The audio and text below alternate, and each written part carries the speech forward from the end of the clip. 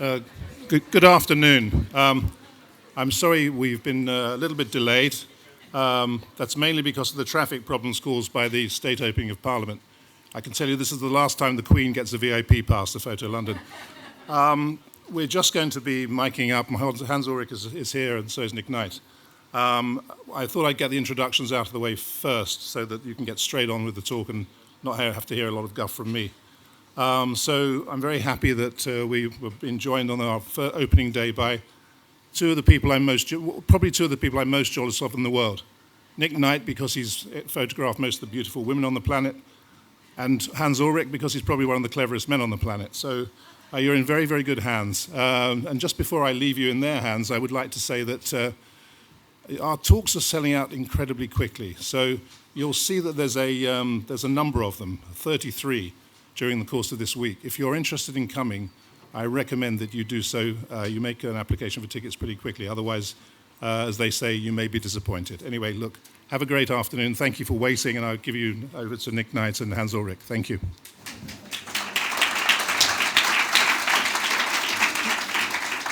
Thank you very much for this very kind introduction, and it's a great occasion to do this conversation here with Nick in the context of Photo London. And please join me in giving again a very, very warm welcome to Nick Knight.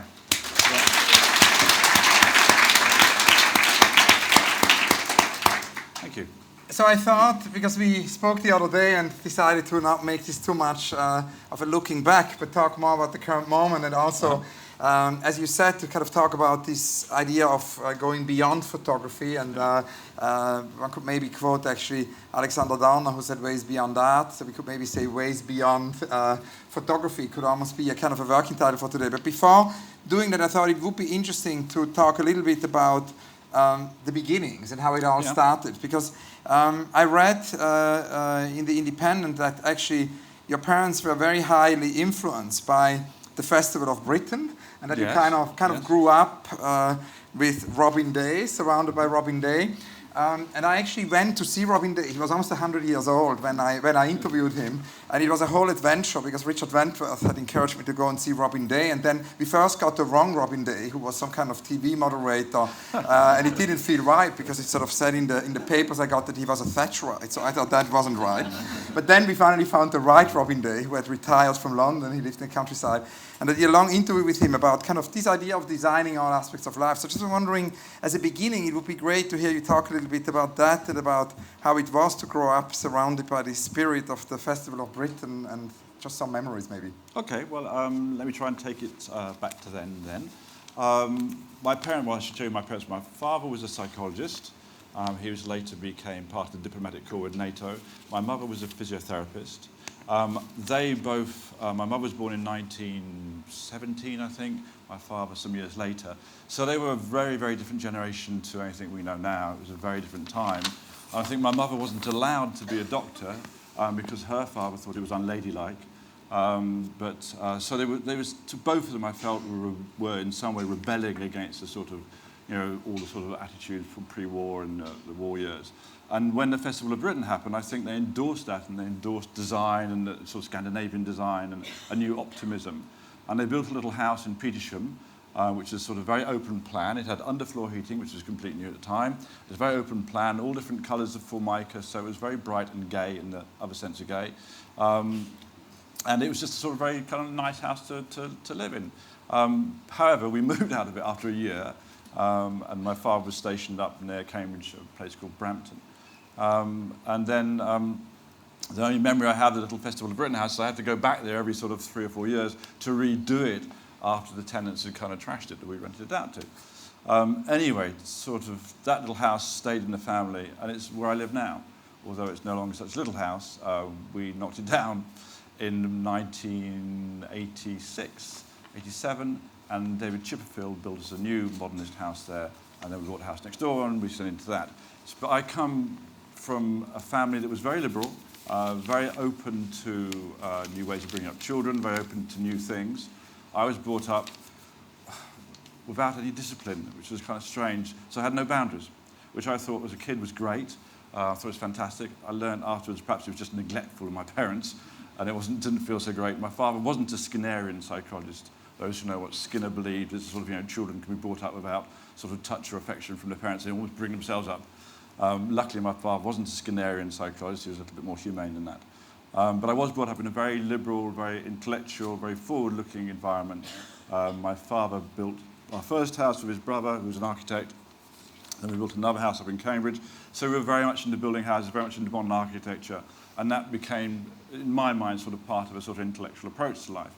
When it came to building our David Chipperfield house in 1987... Very early. I mean, David Chipperfield wasn't very known at that time. It's a No. very young emerging architect. So it's fascinating. He's a baby architect at that point. He's only 40. Anyway, so that's very young for architects. So we started building this very sort of beautiful, modern concrete house. Of course, hit against all of the sort of, that awful moment in British history where Prince Charles sort of whipped up a frenzy against modern architecture and the carbuncle of the face of the old friend and all that. We actually fought quite hard to build a modernist house. And then when we built the second house, some years later, we fought again very hard. So we had to struggle for our values of sort of, our environment. I mean, my feeling is your environment is incredibly important to you. And I wanted to build something which I thought was forward-looking and different from the sort of mock Tudor semi-detached houses around me.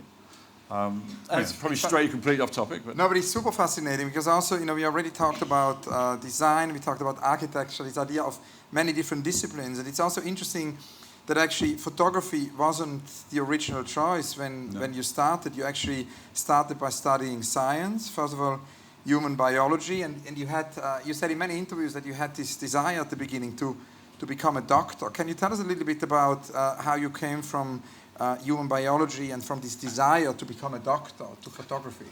Yes. I think it all started when my mother said, "Oh, you should be a doctor, son," at about the age of 10. And then she didn't shut up about it for the rest of my teenage life. So I sort of had accepted that was the way to do it. But on a more serious note, I did always have a desire to study medicine. And I liked the fact that it gave me a sort of what I considered was a sort of worthwhile position in society, i.e. that you'd be helping people. It was a sort of generous thing to do. So that was sort of vaguely how I got on. But, you never really think about much when you're a kid, and you sort of drift into these things. So I sort of drifted rather loosely into the idea I was going to be a doctor and study medicine. However, I wasn't a particularly good scholar. I didn't attend very many of my classes, and I basically got a rather poor showing on my A-level results and had to settle for human biology with the idea that I would cross over into medicine after the end of the first year. However, that was a complete... It wasn't going to happen at all. I got to university and I hated it. Absolutely hated it. I was at University of London, Chelsea College on Manresa Road. On Manresa Road, there is Chelsea Art College. And I remember looking across from the Science College at the Art College and thinking, I want to be there. I don't want to be here. I hated the Science College. I hated everything I was being taught. And I had, the year before I went to Science College, applied, almost as a joke, to Bournemouth and Poole College of Art to study photography. I applied there because I was told that the interview technique was particularly exciting, that people would jump out of cupboards to interview with masks on, and they do all manner of kind of odd sort of like 60s-based sort of experimental interviewing techniques. So I thought, well, that sounds fun. I'll get involved in a bit of that. So I went down to Bournemouth and Poole College of Art, literally to try out the interview technique to see what it was like. I had been studying A-level photography, so I had some reason to be there. The interviewing technique actually happened. I was sat in front of a big American guy who said he was a US Marine, or had been a US Marine, and he basically verbally abused me for about half an hour. So I thought, well, fine, okay, I'll give as good as I got. So I verbally abused him back. I thought, well, I'm never going to be here, so what does it matter? So I gave him as good as he gave me, and they offered me a place, which I didn't accept. I went to study human biology and hated it, and then, of course, I phoned them up and said, look, I've made a big mistake in my life. I thought I was going to be a doctor. I'm not. I wanted to be a photographer. This is the only thing I'm really good at. I love doing it, etc., etc. And they allowed me to come back sort of the following year. When I arrived at Bournemouth and Poole College of Art, from day one, from 7:30 in the morning on that first day, it was like somebody said to me, you can do what you want. And I haven't stopped ever since then. Yeah, and you said that it addicted. very from the almost instantly became an addiction, which is kind of interesting. Yeah. It feels like an addiction. It feels like something that is so exciting that there's no reason to stop. My wife, who's sitting in the front row here, will testify that we didn't take holidays for years because I couldn't see any reason not to do the thing that I loved. Why would you sit on the beach and go vaguely red when you could actually do much more exciting things with a camera? So I love what I do. I've always loved what I do ever since I started doing it. It's never changed. I've never lost that excitement. And obviously it goes up and down in terms of, some jobs are horrendous. But I've never felt that I want to stop or that I have enough time to complete all the things I want to do. So no, from the very first moment, I think there is a really strong addictive quality to photography and to image making, which does make you think, when you get it right, it's the best thing in the world. It's the sort of sublime feeling of being, I don't know what it is. It's that state that you can get to very, very rarely in photography and image making, where you feel that you're completely able to make beautiful imagery. It's not a problem. It's just a sort of a feeling of well-being and power and all those sort of strange things. But it happens so infrequently. But that's the addictive thing. So when you're working away and mostly it feels like you're trying to run through treacle, all of a sudden the environment kind of disappears and you get this sort of strange nirvana-esque state where things feel completely easy in a kind of way that you can create beautiful imagery with ease. But that's very hard to attain. And it's fascinating because obviously you were immediately immersed and it became an addiction. I was kind of wondering if you had any kind of inspirations, photographers you admired, because, I mean, Panofsky said in history very often, actually we use the past or fragments from the past to invent the future. So very often we stand on giants from the past to kind of do the next step. Were there any kind of photographers? I found references you gave to Steichen, that Steichen was an inspiration, the Vogiers, you mentioned Baron Adolf de Meyer. It would be great to hear you speak a little bit about photographers from the past, which were a toolbox for you. Well, when I first started, Bournemouth and Paul didn't really know what to do with me.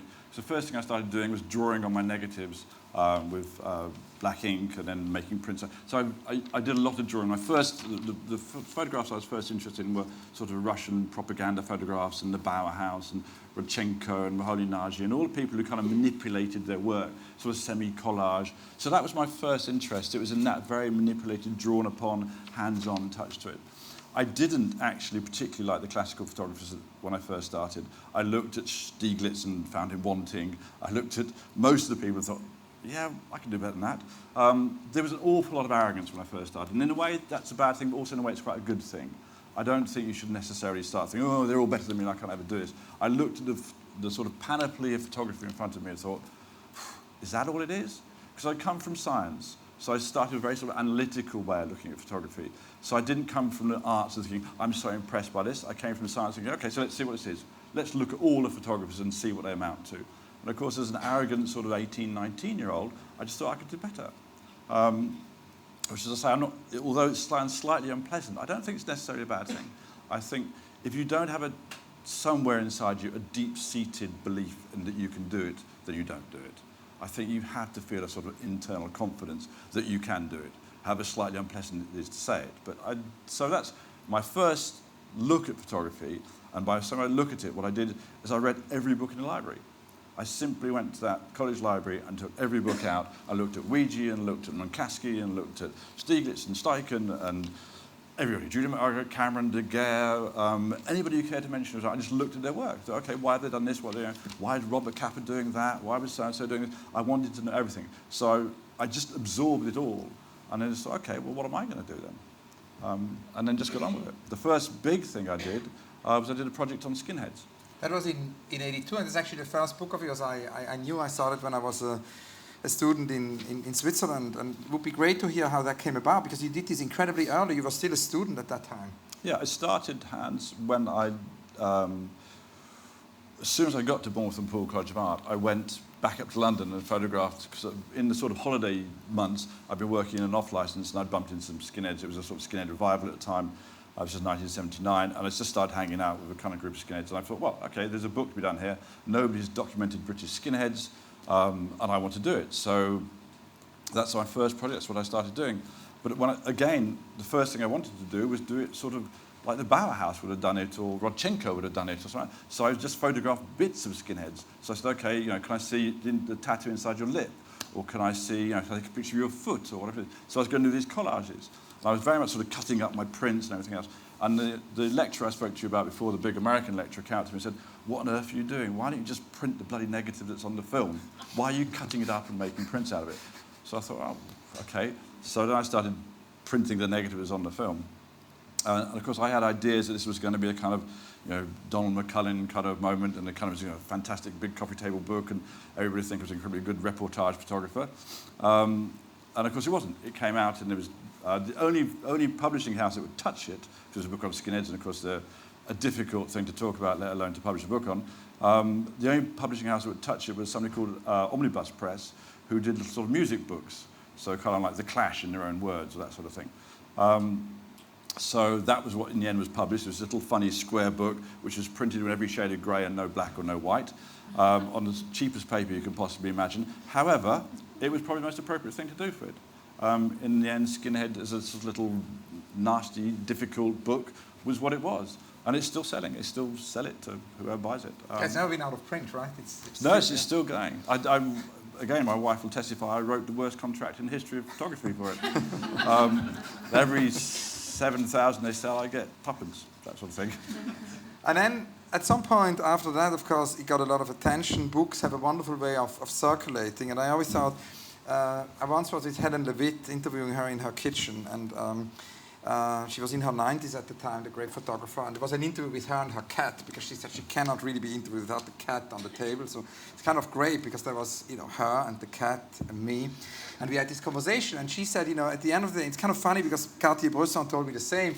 At the end of the day, books are the most important thing in photography, because when, photographers do books as artworks, it's a way for the work to travel much more than exhibitions. But when you did this book, it was obviously a thing you did completely on your own. And then a few years later, you did the 86 catalogue, actually, for Yamamoto. And I spoke both to Yamamoto and to Peter Saville about this, because obviously that's the beginning of you working more collaboratively, because then it sort of enters the context of fashion. You have an art director, Mark Askery, you have a graphic designer, Peter Saville, you have a fashion designer, Yamamoto, and you as a photographer. I mean, that was a big change, I suppose, when the practice became more collaborative. Can you tell us about that?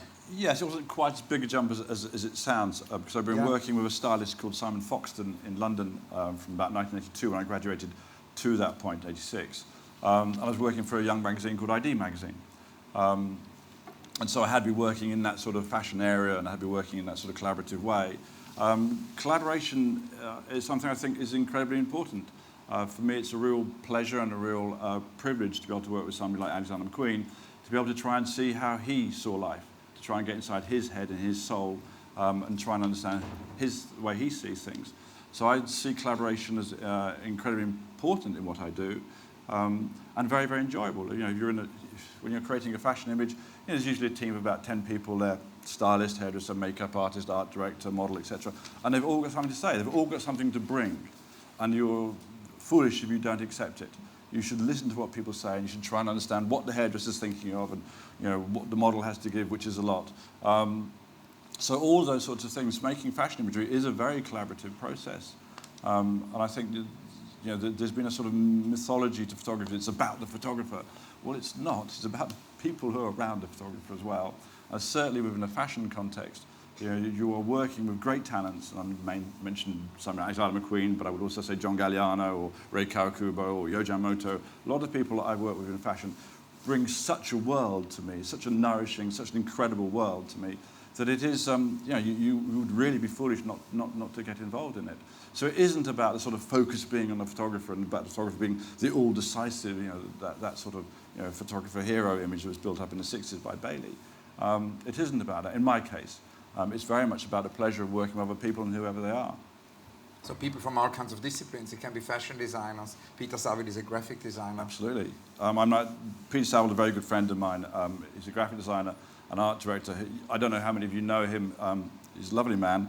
He's in his early 60s now. He did all the record covers for New Order, but a fantastic cult figure. And I worked with him as a graphic designer for Yohji Yamamoto. And I've always loved the idea of combining my photographs with text. I always like the photograph when it's a billboard or on the side of a bus or on the back of a magazine. I've actually shunned the gallery to a large degree and shunned that part of it because I wanted to talk to the public. I didn't want because I see my photographs as part of a conversation, part of a dialogue. I didn't want them to people who already, I didn't want to talk to people who already kind of agreed. So I wanted people to be picking up my photographs and seeing them when they caught a bus or waiting at the dentist or whatever. I'm much more interested in having my work as part of the sort of public vernacular, if you want, so that people see it without even wanting to see it. It's just when you walk down the street, you'll be standing waiting for a bus or whatever it is, and one of my photographs will be there. And I like that interaction with my audience. This is all pre-digital we're talking about. So I think pre-digital, you're really trying to find who your audience is. It's a very different state now, but pre-digital, you do a series of photographs from a magazine, and you shoot them, out they go. 3 months later, after hanging them to the magazine, they come out, and then tumbleweed. There's nothing, you don't get any feedback at all. You can get a few letters in the kind of editor's letters page, but actually the editor writes all those herself. So there was a kind of, a very, for somebody who feels they are a need to perform, as I think I'm a performer as well, you need some sort of audience. You need some, not an audience, but you need some sort of feeling that you're connecting somewhere. And I found it very, very frustrating, the idea that my work would go out and there's no way of getting anything back. So, but it's interesting that you say pre-digital, because I was just thinking, we talked about the 80s, and then obviously 1989 is not only the fall of the Berlin Wall and Tiananmen Square, but 1989 is also the year when Tim Berners-Lee invented the World Wide Web, which initially he called Inquire, which I always thought was fascinating. Oh, really? The whole idea of inquiry, of research. And you often spoke about that because it brings us then closer to the present, because in the 90s, of course, you embraced digital technology, and you said that the medium of photography shifted really underneath your feet, and that by the 90s it was undefinable. Can you talk a little bit about that, and this really immense change? Yeah, well, in parallel to the internet being invented in 1989, something else came into my life, which was the Quantel paint box, which is an early forerunner of sort of Photoshop and image manipulation in that way. And we would shoot everything on 8x10 or 10x8, and then we'd scan it, and then we'd put it onto the Quantel paint box and start to blend it together and move it around. And it's felt like photography had been defined very clearly for 100 and something years, which linked, Mapplethorpe to Munkaski to Maybury, to everybody was linked by doing the same art form. It was the same set of parameters. But all of a sudden in 1989, those parameters shifted, and a whole bunch of new parameters came along. This is pre the internet really being a public thing. So I felt there was something was starting to happen. And I'd also been filming all of my shoots. It occurred to me that when I was photographing a young Naomi Campbell dancing to Prince, there was only me and 5 other people watching this event happen. A photo shoot for Yohji Yamamoto. And I thought, if I just put a camera on a tripod and just filmed it, then at least for posterity it would be kept. So I just started filming all of my shoots. But then I thought, well... So it was about kind of keeping what is lost otherwise, because... Partly that, partly just the idea that there's something fantastic happening, 4 people in the world are seeing it, that's a shame. Yeah. If I had filmed a bit more, people would see it. And so since around 1989, I have filmed every one of my shoots. Now I film with many more than just one camera, but at the time it was just one camera. And I'd say to my sitters and to my team, look, there's a camera on a tripod, is aiming in mind? And they go, no, we don't care. And then we'd all get on with the day. And my assistants would change the tape every 2 hours when it ran out. Now, of course, I have 30 or 40 years, or 30 years, of fantastic fly-on-the-wall stuff. Because, of course, cameras also have microphones on them as well. So people would go and stand next to it and gossip and talk and say all the things I want to do. And so my retirement's sorted. But we do seriously have I have an amazing archive of stuff, and all the people I photographed. The only 2 people that I said, there's a camera, do you mind, said, I do mind, so please turn it off. One was Twiggy, I have no idea why, and the other one was David Bowie, who turned around to me and said, yes, I do mind. And I turned around to my assistant and said, oh, Mark, can you turn the camera off? Unfortunately, my assistant didn't hear. So I was thinking, looking this way at David Bowie, so you're David Bowie, my assistant's back there, the camera's there. I'm thinking, okay, the camera's off. Why is he still looking pissed off? Anyway, this went on for about 20 minutes. I just kept filming him, and he was looking more and more across, and I suddenly realized, so there was only 2 people that ever said no. So now I do have a pretty complete archive of film of nearly every shoot I've done. That is amazing, because it must be an archive of hundreds, if not thousands, of hours. How is this archive organized? Because obviously a lot of this material, I suppose, is now published. And it's also fascinating, because when I spoke to Cartier-Bresson, I had this really memorable encounter with Cartier-Bresson in Paris about 20 years ago when I was a student. And he basically, first of all, he said, a photographer is like a hunter who is a vegetarian. I thought that was rather good. But then he said, there are all these lost conversations, because he says, in a way, whenever he took portraits, and Cartier-Bresson took portraits of all the great artists of the 20th century, Giacometti, Bonnard, etc., he said there were hours and hours of conversations. And he said, they're lost. So You have them. Well, I do. I'm not sure my conversations were quite as good as his sound like they were. I'm quite a quiet photographer in a way. I don't chat much when taking photographs, but I'm sure there's some sort of interplay going on. But how is the archive organized? How do you have these thousands of hours? I mean, is the idea to, at a certain moment, do something with it? Or because it is a gigantic artwork, I suppose, the archive. Yeah. It's your biggest artwork. I mean, I don't want to jump too far ahead in our chronological progression through my career, but that's why Show Studio started, or one of the reasons Show Studio started. So in a moment, it's all kept in a very safe lockup, isn't it, Carrie? In Martin Speed's, who's an art storage. It's sort of put there waiting to be filed properly. But I do occasionally go back into the archive, like I did recently for David Bowie. When sadly David Bowie passed, I was asked to do a conversation at the Victoria Albert Museum. I went back and we looked for those 20 minutes of kind of, previously unseen footage. So occasionally I go back into my archive and I do look for things. But I also realised that when you look at film of a photographic shoot, it looks great. There was no reason to change the lighting to make a film. There was no reason to do anything else. Film, or the photographic lighting I was using, looks just as good as the stills lighting. So why I need to do a film? Why don't I only throw all that out and get a gaffer, a grip, a best boy, a focus puller, all these people in? And I'm trying to keep in some sort of chronological thing here, but it did occur to me that fashion film is important, and fashion film can stay in the hands of fashion photographers because you don't need those 70 people to do it, because I was doing it in any case just by recording it. So I started to, a couple of those things were happening at the beginning of the 90s. I was starting to feel there was a new medium around, which wasn't photography, which was something new.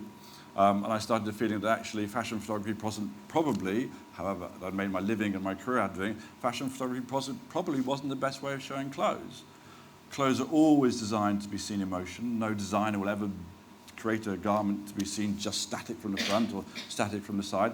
They'll always create something to be seen in motion. So why we decided that fashion photography is the best way of showing fashion.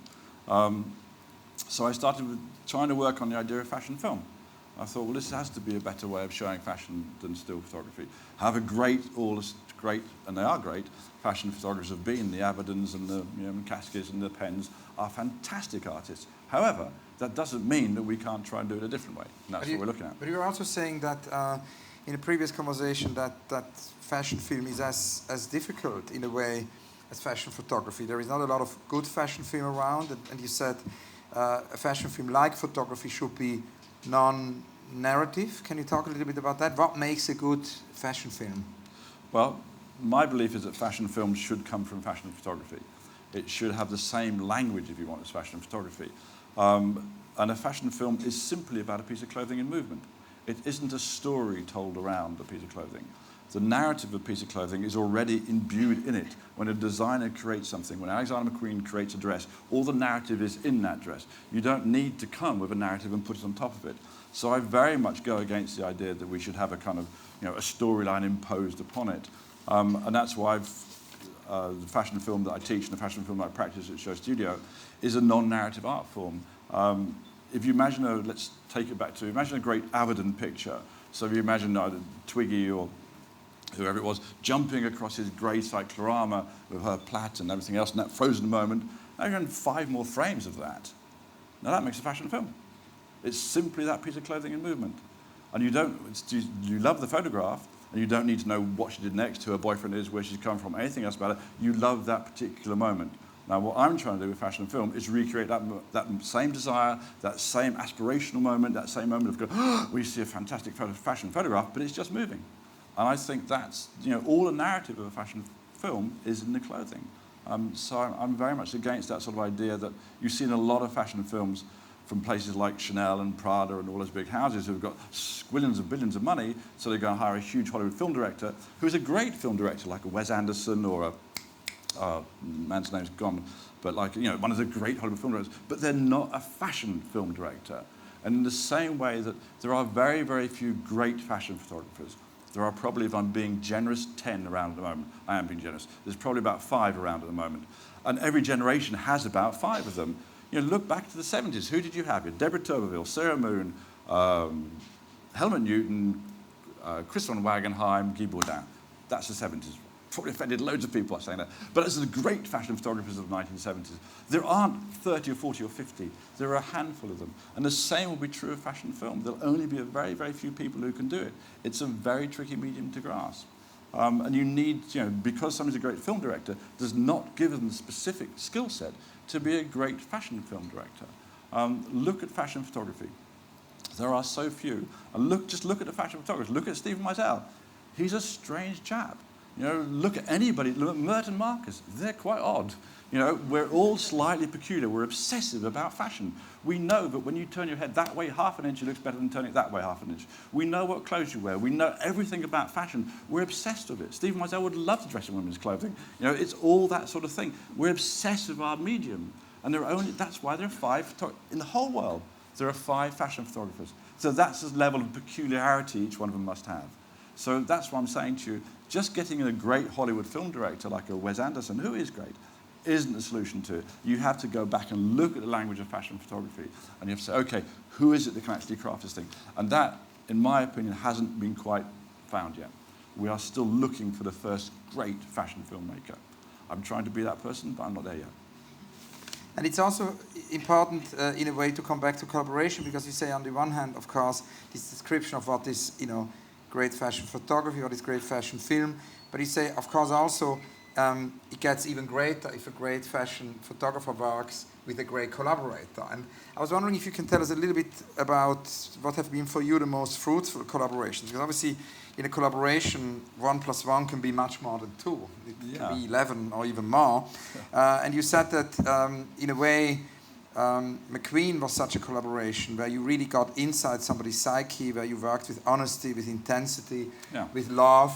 Can you maybe tell us about this collaboration with McQueen and maybe some other examples, just moments where you really felt that the collaboration pushed you further than you could have gone on your own? Yeah, Lee McQueen was obviously a big part of my life for about 10 years.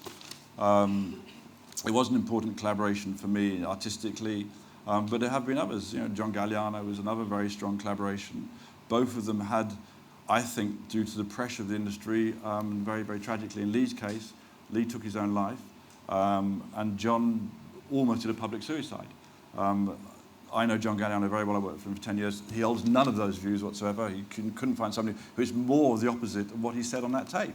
So I'm to this day baffled by what he said. However, my point is that I think the pressures of the work forced him to be in that state.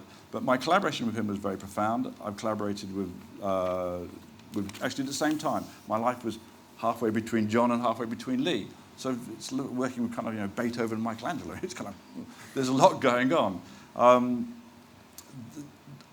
With Lee's case, Lee would come up with ideas which often were virtually impossible to do, but he had no sort of fear of that. I remember one thing he said to me, he said, this was the first series of photographs I did with him, which was either for the Florence or the Venice Biennale. And he said, I want the girl to be floating in sewage. So we looked at him and said, Lee, you can't really put a girl in sewage, it's shit. You can't just drop somebody in it. And he said, okay. How about sump oil? So I said, no, you can't put something in sump oil either, because sump oil is highly corrosive, it'll take the skin off. So eventually he agreed to put the girl in molasses, which is like really thick black sugar, it's what they feed cattle. But of course that was pretty tricky, because molasses has got about the same consistency as Marmite, and you put the girl on it, she doesn't actually go in it, she just goes on it. So you have to push her into it, and then of course once you pushed her in, very hard to get her out. So Lee had no sort of boundaries in what he would attempt to do or want to do. So it was fantastic to work with somebody who's that free, who's that open in their mind, who's that willing to do things for the pure art of it, the pure love of it, the pure desire to create something that hasn't been seen before. And I think both with Lee and with John, and with a lot of the people that I've worked with, Ray Kawakubo or Yohji Yamamoto, these are people who show me a world I haven't seen before. They show me things that I've never witnessed, and so it's a real thrill. It's like living in a film. You're living with somebody who's wants to do the most incredible things, and they're asking you to realise them for them. And they're asking you to sort of be the person that makes these dreams happen, that makes these dreams sort of come to life, if you want. So you're living in a film, and at the same time you make all these films in the 90s already, and then in 2000 there is the decision to actually formalize this idea of filming, to formalize it by setting up a show studio. Can you tell us a little bit, and I promised that we wouldn't start to talk about epiphanies, because you said they are not epiphanies, they are more gradual processes. But still, such a moment like show studio is a very important moment, because at a certain moment you set up a structure, and I was curious how that started, and if you can tell us a little bit about the vision behind show studio. Yeah, well, by sort of mid-90s, I'd really firmly got into my head that there was a new age happening, that photography should be not relegated, but allowed to be photography, and a new medium should be allowed to be born. And I think the thing that's upset me quite a lot is this idea that what I do is still photography. I'm no longer a photographer. I don't consider what I do as photography anymore. I think it's a new art form. I've called it very badly image making. If anybody wants to suggest another name for it, I'm happy to accept it, but image making is what I call it. And I think that it's something that is outside of the parameters of photography. Photography, as I said, is defined by a series of very neat parameters, which link a lot of people together. But I can take a picture of you on my iPhone now, and instantly I can look at a picture and I can move that image around as if it's wet paint. I can make it into a 3D object. I could make it into a film. I can change around, and I can broadcast it globally. That's not photography. And I don't want to be held back by saying, well, it's not real photography. No, it's not even anywhere near photography. This is a new way of working. So Show Studio was founded a little bit on that, on the idea that actually I wanted a platform to reflect that. I wanted a platform where I could go on with my idea that fashion film was the best way of showing fashion. And I wanted something that would reflect this new way of working, this new dimension that we have, and that wasn't held back by photography. Photography, however great it is or was, isn't what I do anymore. And I wanted to have a platform to reflect that. Photography works in galleries, on billboards. It works very well in magazines. Magazines are the mainstay of photography. However, we're now in a different age. Magazines are losing their circulations. Most of them are looking pretty tawdry at the moment. The advertisers have taken over in fashion magazines and tend to sort of dictate what goes inside them. So the great moment of the fashion magazine has come and gone. And I didn't want to be part of that. I thought, actually, you know what, I want to be free of that. I don't want an advertiser telling me that I can't have a black model on the front cover, or that she's too fat, or that any of those things which I find abhorrent. I want to be able to do what I want to do. So Show Studio was started as a liberation in a way, for me to be able to say, I want to work with this model. I don't care whether they're 60 and rotund or whatever they are. I think they're beautiful.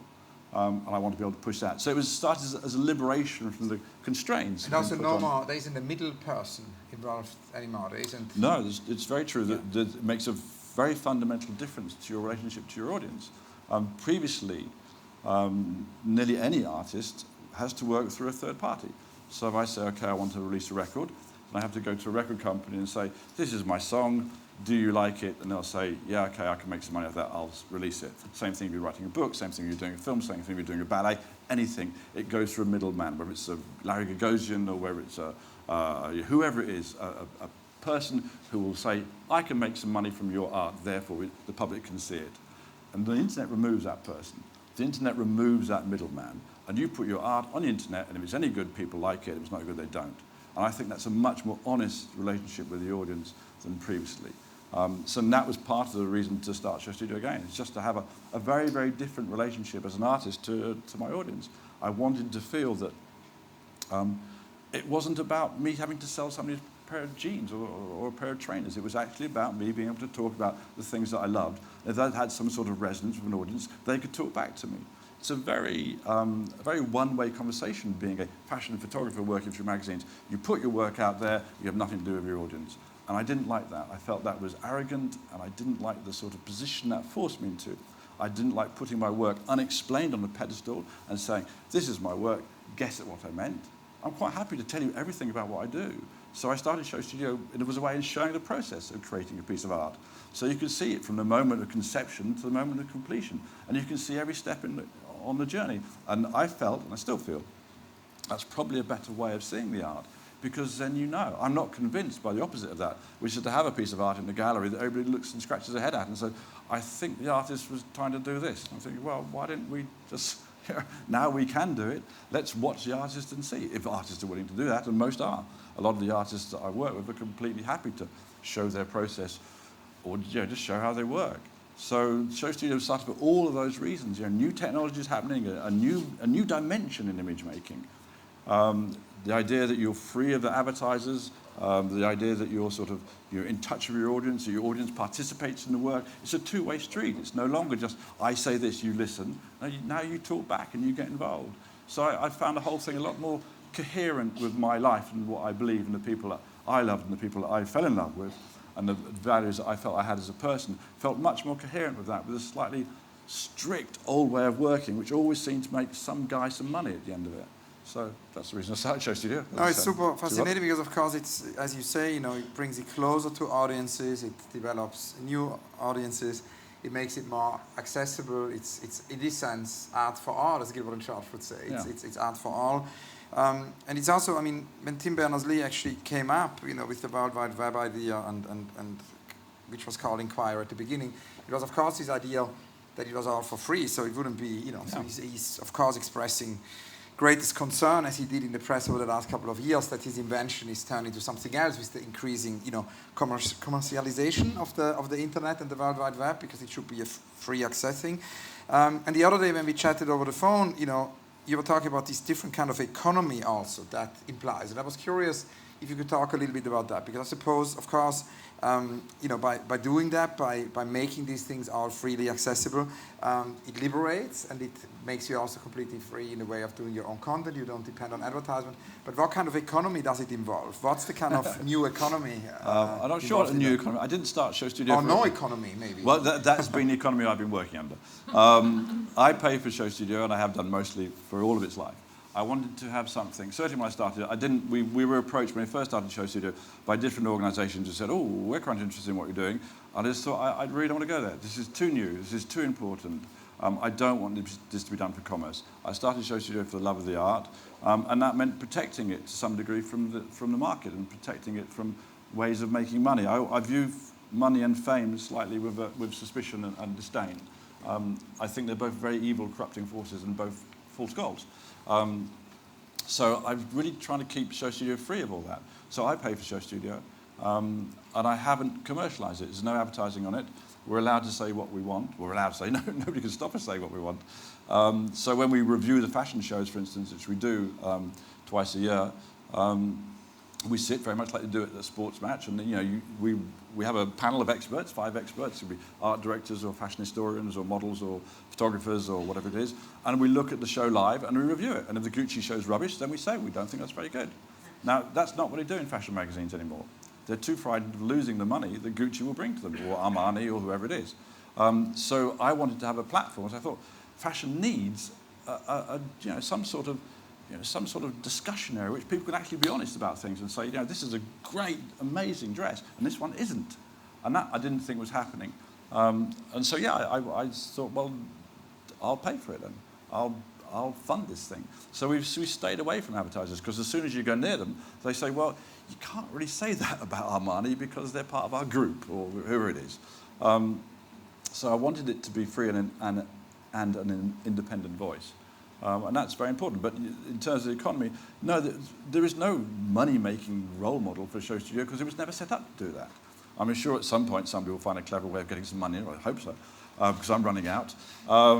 But no, it was never started as a kind of money-making thing. A lot of people. That's very exciting. So it's really a temporary autonomous zone. It's completely it's autonomous. And can you tell us about, because you told us before about some of these great collaborations, you've done so many hundreds of thousands hours now of Show Studio. Can you tell us about some moments which you felt were particularly magical for you, some are memorable or transgressive? Or transgressive moments at Show Studio. There are so many, Hans-Ulrich. It's a little bit hard to sort of pinpoint them down. What a great moments. Live broadcasts are always incredibly fun because they always go wrong.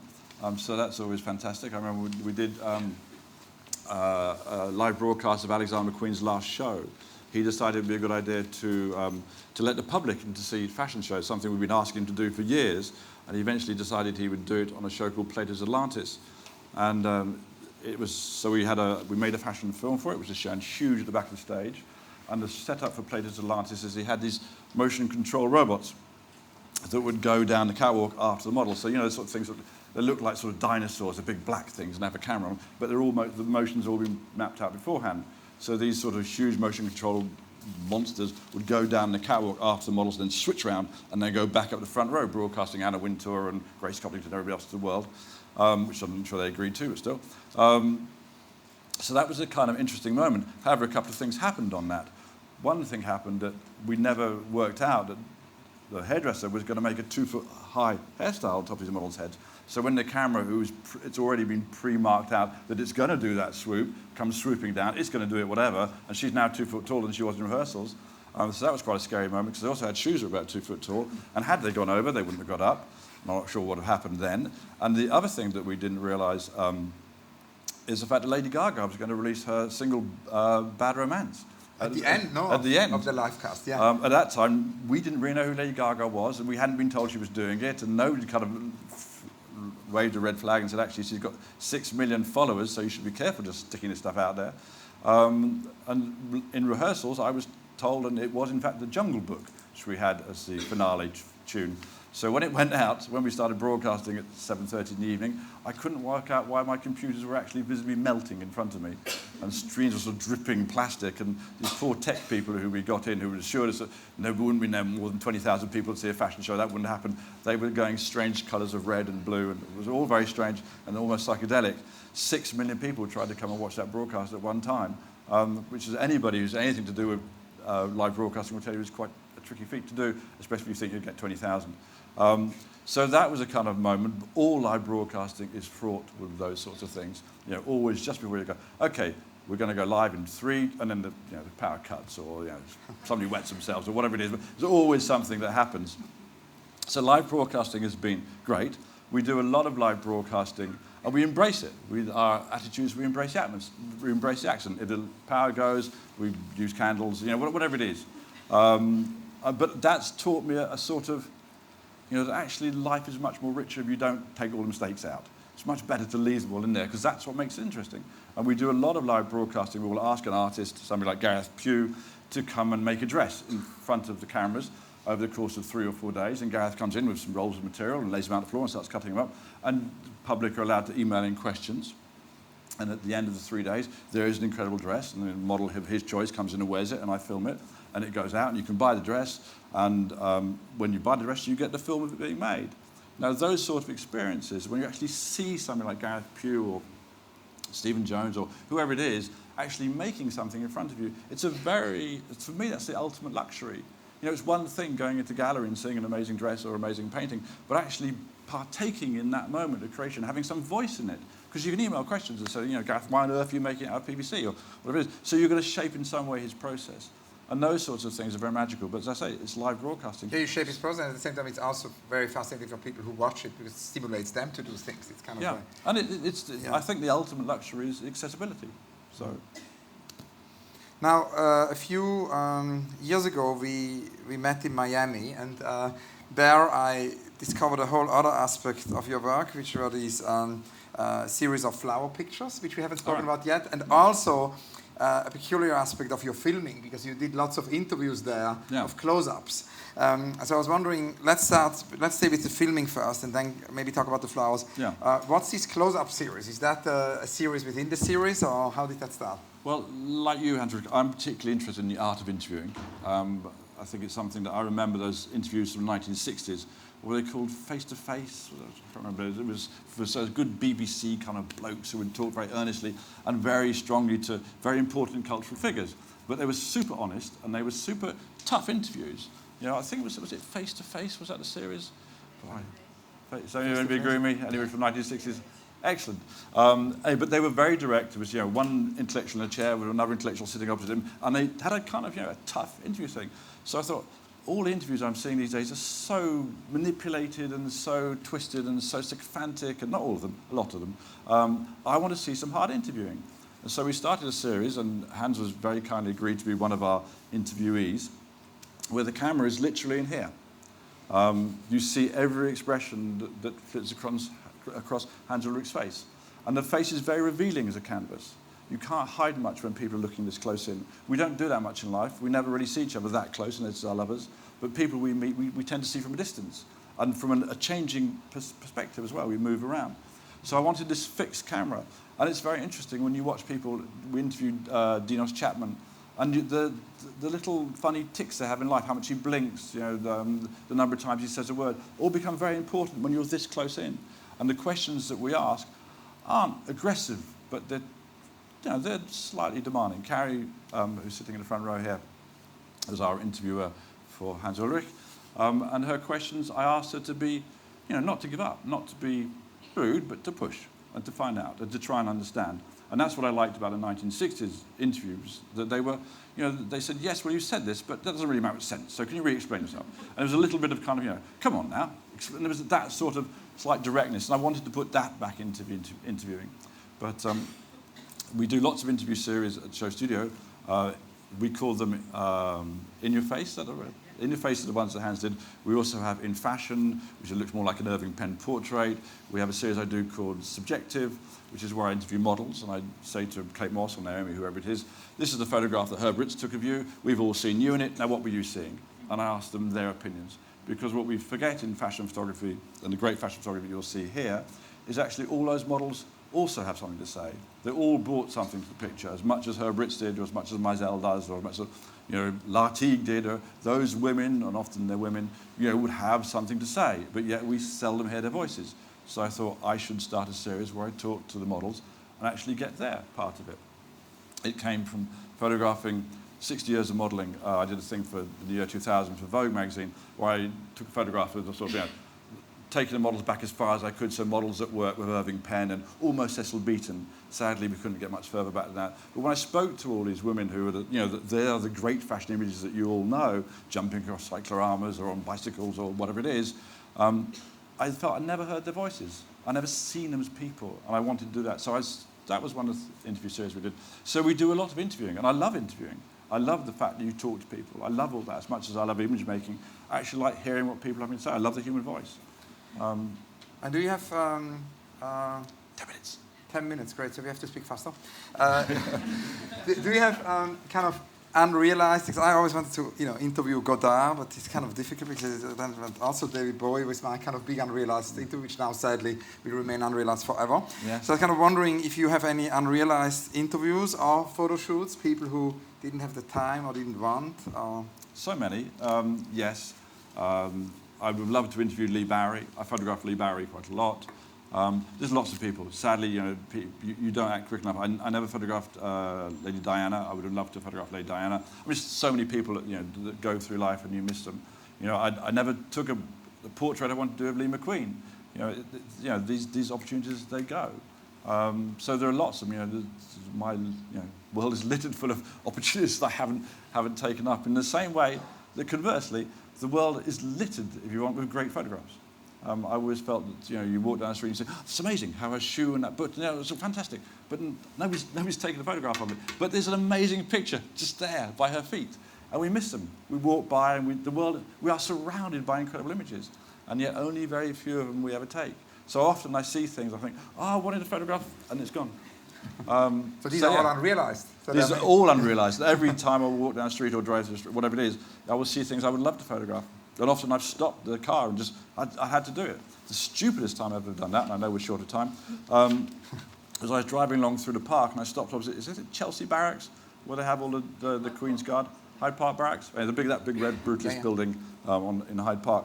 And I saw these guards in their kind of pomp and ceremony and these fantastic breastplates all lined up in the kind of mid-May morning, and all the cherry blossom was out. And it was just such a beautiful, beautiful London Hyde Park moment. I had my daughter with me. I was driving my Bentley. I stopped the Bentley, ran out of it, legged it across these guards. Of course, I'm thinking, I'm going to take a picture, I'm going to take a picture, I'm going to take a picture, like that. And my daughter who's sitting in my Bentley is thinking, oh my God, he's just parked outside the barracks and run off. They're going to think I'm a bomb. So probably wasn't the best thing to do. And luckily nobody realised, which is slightly worrying as well. So yeah, lots of missed opportunities, lots of things I wish I had done, and so much more to do. So many things that I know I won't get time to do. Just all we talked a little bit about new imagery, but all the sort of advent of kind of virtual reality, artificial intelligence, all those sorts of things, which are kind of on the peripheries of our knowledge now, which are all there. All the technology is there. There's great pools of artificial intelligence. Why aren't we? I want to use them. I want to get them. I want to start working with them. So there's so much stuff. I do a lot of 3D scanning of things to create objects. So I Yeah, I create wanted to ask you sculptures. about that because that's very interesting. Because of course, you said, and actually we spoke about that briefly in Miami when I said about technology now, and then you said that obviously the Internet of Things will change photography. That will be the next big change. How do you do 3D photography? Well, 3D photography, I pick up my camera and take a shot now, and it will become, I can put an app on it. It'll look like it's 3D. Through what's more luminous, it'll separate out from what's less luminous and create a 3D thing. But to do a proper 3D scan, you get a 3D scanner, and it moves around the object in a circle and takes a scan up and down it. And then you get a mathematical representation of that object, which now means what I used to be a photographer, now I also make sculpture. So that's why I was thinking I'm not a photographer anymore. So those sorts of things are super interesting. And of course, that data can be manipulated and changed and fused with other data. And there's all these possibilities. If you have something, if you put somebody in a motion capture suite, you can capture their movements. What I did with Kanye. So we 3D scanned Kanye West. And then we took him into a place in Shepperton where they put him in a lycra suit and little balls on all the joints.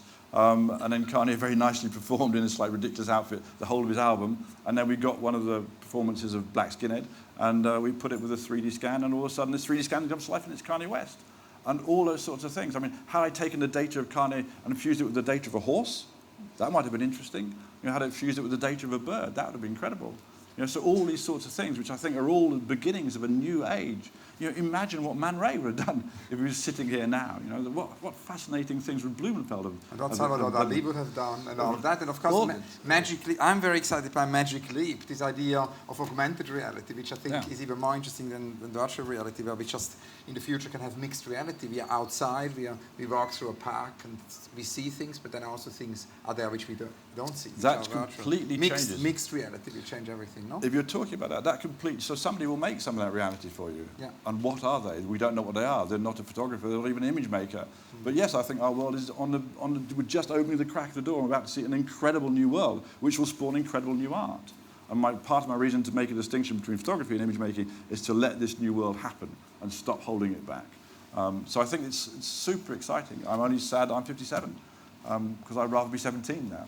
It has only just begun. But also, we spoke before about the flowers briefly, and that's also got to do with new image making. And if we think about what you said, that it's really not photography, it's something new.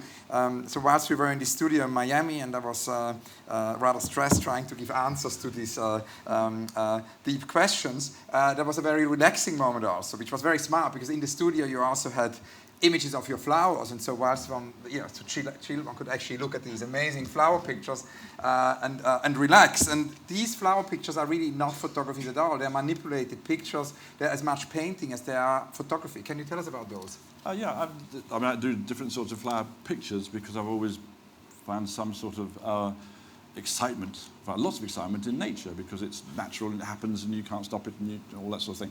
So to relax, I photograph flowers. I think a lot of photographers did that. Mapplethorpe did that. Penn obviously did it. It's a bit when architects make chairs. Photographers photograph flowers. It's one of those weird things.